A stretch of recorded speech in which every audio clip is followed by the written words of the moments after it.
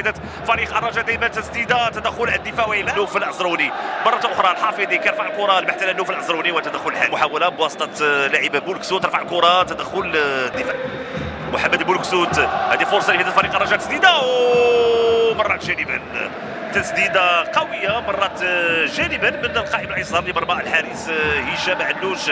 نتابع من جديد هو المكان الطبيعي هو تحقيق الارقام. جواد محاوله من الجهه اليمنى مدخول داخل منطقه الجزاء تدخل معارض الفريق الفتح الرباطي الحسن دحدوح الحكم يمنح خطا لفائده تمريره في اتجاه اللاعب المهدي موهوب. هذه فرصه فقد التمريره لحسن دحدوح كيبحث على تسديده تدخل مروان داخل منطقه الجزاء فرصه راسيه تدخل هشام العلوش مره اخرى تعود لفائده فريق الرجاء عند نوف العزروني. تسديده ديال نوف العزروني ولكن مشات بعيده كانت فرصه ومحاوله لفائده فريق الرجاء تلعبات نوف العزروني. تعود المحاوله لفائده فريق الرجاء الحافظي تسديده والكره في الزاويه تدخل وابعاد الكره عبد الاله الحافظي الدخول داخل منطقه الجزاء يسدد لفائده فريق شباب عسوان. تعود المرتد الهجومي مهدي موهوب وتدخل مروان هدودي الذي يبعد الكره للزاويه. كانت فرصه لفائده فريق شباب عسوان في الوقت الحكم المساعد خروج الحارس انس الزنيتي.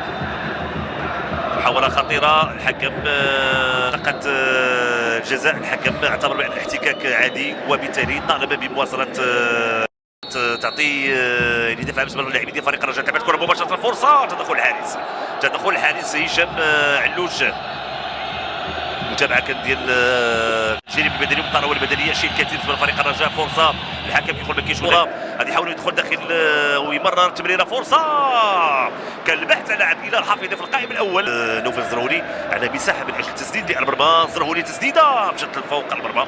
هذا هو اللي قلت بان نوف الزرهوني يبحث على المساحه من اجل التسديد للمرمى. التسديد ديالو الفيد لعبت الكره داخل منطقه الجزاء. تبادل المحاوله الراسيه ابعاد الكره بشكل ممتاز.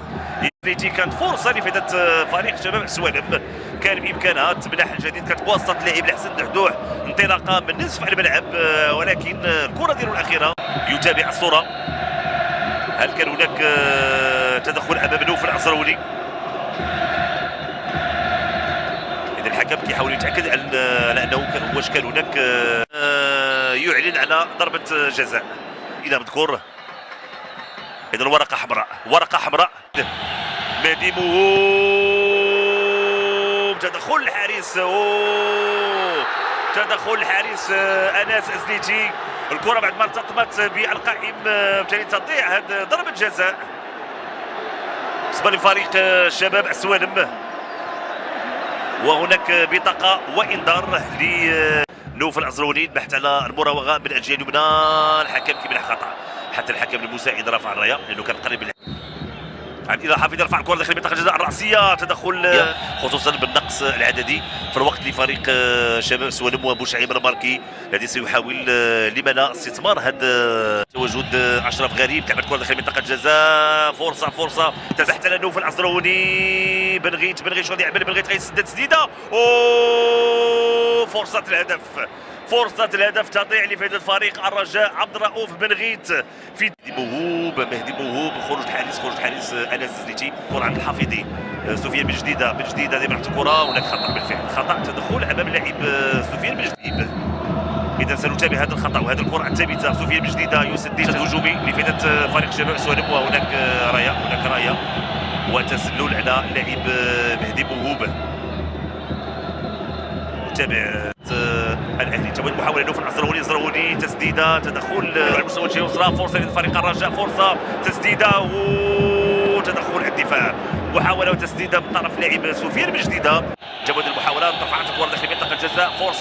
فرصه خطيره بين فريق شباب عسوالم تسديده وتدخل الحارس. التمريره فرصه لفائده فريق شباب عسوالم بواسطه لاعب مهدي موهوب.